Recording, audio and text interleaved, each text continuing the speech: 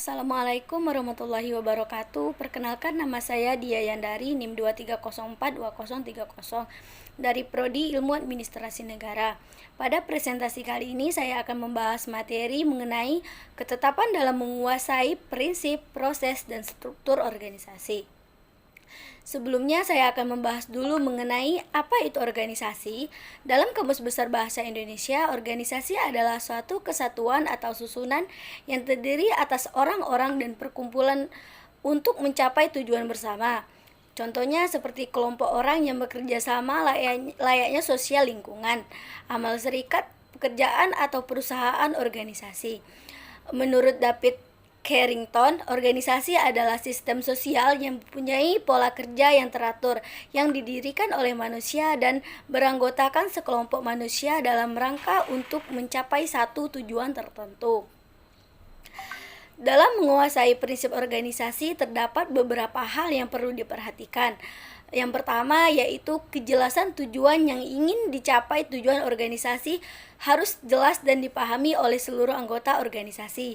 Yang kedua, kesatuan arah. Seluruh anggota organisasi harus memiliki arah yang sama dalam mencapai tujuan organisasi. Yang ketiga, pembagian kerja, tugas, dan tanggung jawab harus dibagi secara jelas dan sesuai dengan kemampuan masing-masing anggota organisasi. Yang keempat, wewenang. Wewenang harus diberikan sesuai dengan tanggung jawab yang diemban oleh masing-masing anggota organisasi. Yang kelima, disiplin seluruh anggota organisasi. Harus disiplin dalam menjalankan tugas dan tanggung jawab. Yang keenam yaitu kesatuan komando. Setiap anggota organisasi harus memiliki satu atasan yang bertanggung jawab atas tugas dan tanggung jawab yang diemban. Yang ketujuh, pelaksanaan tugas pekerja harus sesuai dengan kebijakan, peraturan, dan prosedurnya.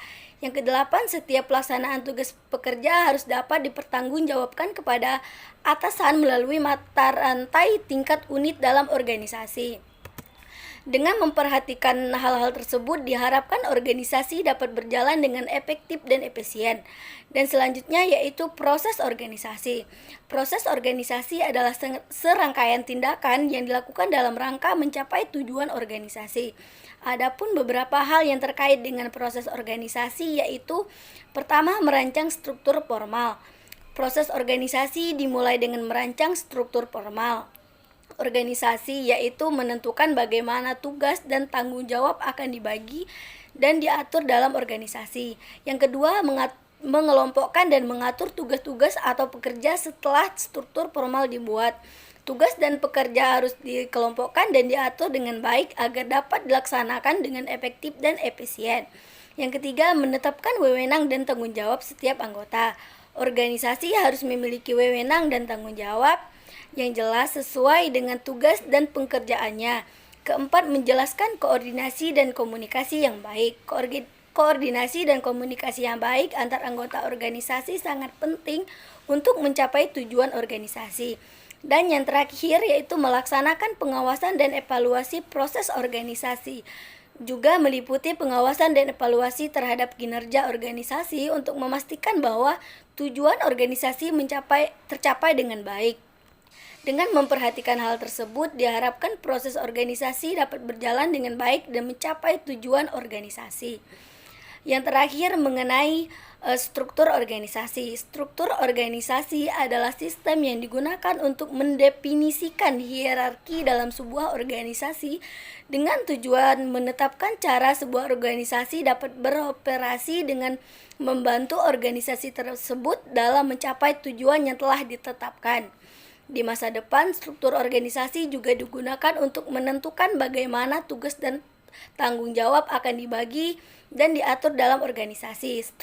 Struktur organisasi dibuat untuk kepentingan perusahaan dengan menetapkan orang-orang yang kompeten sesuai dengan bidang dan keahliannya. Struktur organisasi perusahaan dapat beragam jenis dan memiliki kelebihan dan keunggulan masing-masing. Dalam mengaplikasikan struktur organisasi, terdapat 7 yang perlu diperhatikan, antara lain merancang struktur organisasi, menentukan tugas dan tanggung jawab, menentukan wewenang, menentukan koordinasi dan komunikasi, menentukan pengawasan dan evaluasi, menentukan kebijakan dan prosedur, serta menentukan pengembangan organisasi.